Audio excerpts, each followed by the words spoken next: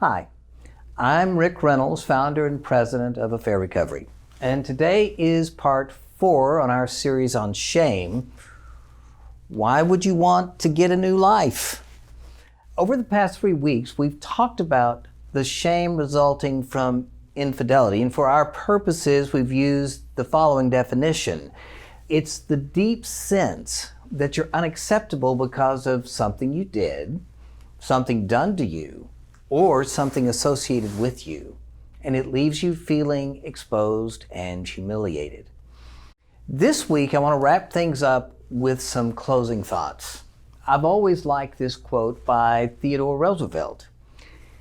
It's not the critic who counts, not the man who points out how the strong man stumbles, or whether the doer of deeds could have done better.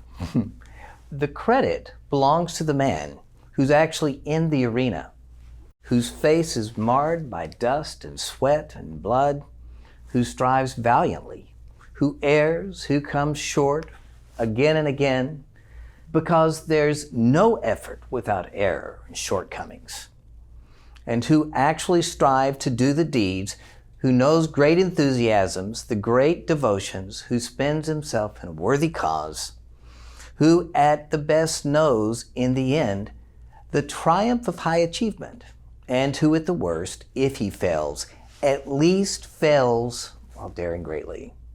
And so, that his place shall never be with those cold and timid souls who never knew victory or defeat. Don't let shame keep you down.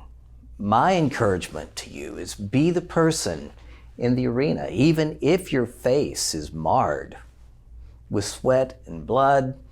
You may be somebody in life, and especially if you're dealing with infidelity and watching this video, who's been knocked down many times, and you've gotten up many times. And you may now feel like you're down for the count. But I promise you, with courage and authenticity, you can live again. Freedom from shame requires the courage to show up, to be known, even at the risk of failing and disappointment, or even more heartbreak. You may be saying, Rick, why in the world would I want to do that?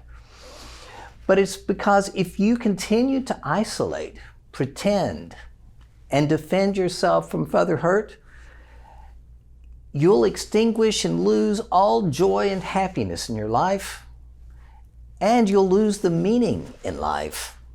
Far too many in today's culture, instead of facing their hurt, act out their hurt. As Richard Rohr says, pain that's not transformed is going to be transmitted. Rather than risking feeling disappointed, they actually choose to live disappointed. And in my opinion, that is no way for you to spend the rest of your life.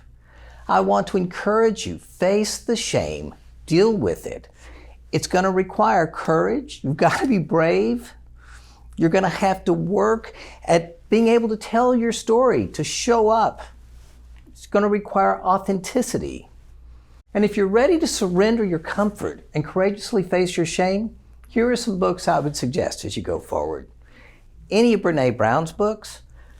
Rising Strong might be a great one to start with, because that's the results of her research of how people were able to move beyond their shame. Those are the ones who have succeeded in getting that new life.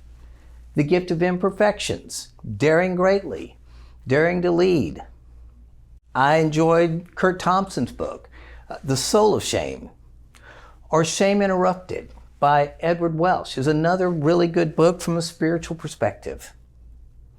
That being said, again, please do something about your shame and face it so that you can get a life to healing.